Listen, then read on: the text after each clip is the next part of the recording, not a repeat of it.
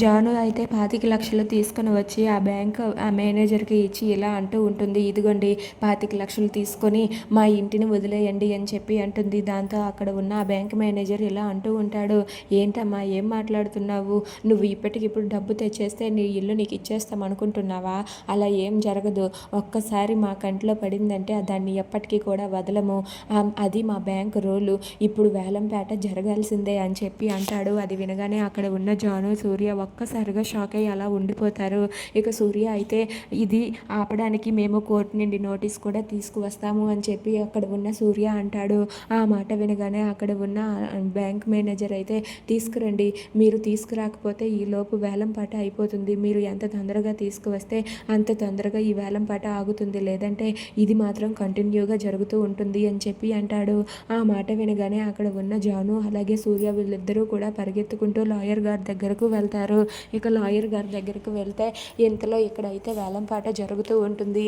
ఇక ఆ బ్యాంక్ వాళ్ళు అయితే మొదట 25,00,000 వేస్తారు. ఇక 25,00,000 అనేసరికి ఇంకొకరు వచ్చి 30,00,000 అంటారు. ఇక అది విని అక్కడ ఉన్న జాను వాళ్ళ అమ్మ నాన్న వీళ్ళందరూ కూడా కంగారు పడుతూ ఉంటారు. ఇక అలకనంద అయితే ఏంటి మేము తీసుకువచ్చిందే 25,00,000 అంటే ఇంకా పెరిగిపోతుంది ఏంటి, ఇప్పుడు ఏం చెయ్యాలి అని చెప్పి వాళ్ళ అమ్మ నాన్న అందరూ కూడా కంగారు పడుతూ ఉంటారు. ఇక అక్కడ ఉన్న ఆ బ్యాంక్ మేనేజర్ అయితే 35,00,000 40,00,000 అంటూ అలా వేలం పాట పాడుతూ ఉంటాడు.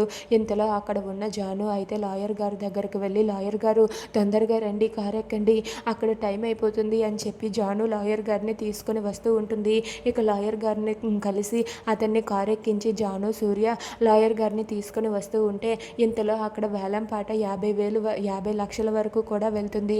ఇక ఫైనల్ 50,00,000 అంటూ అక్కడ ఉన్న అతను ఓకే చేసేస్తూ ఉంటే ఇంతలో అక్కడికి ఒక కొత్త వ్యక్తి వచ్చి నా పాట 55,00,000 అని చెప్పి అంటాడు. ఆ మాటలు వినగానే అక్కడ ఉన్న వాళ్ళందరూ కూడా ఒక్కసారిగా షాక్ అవుతారు. ఏంటి 55,00,000 అని చెప్పి అనుకుంటూ ఉంటారు.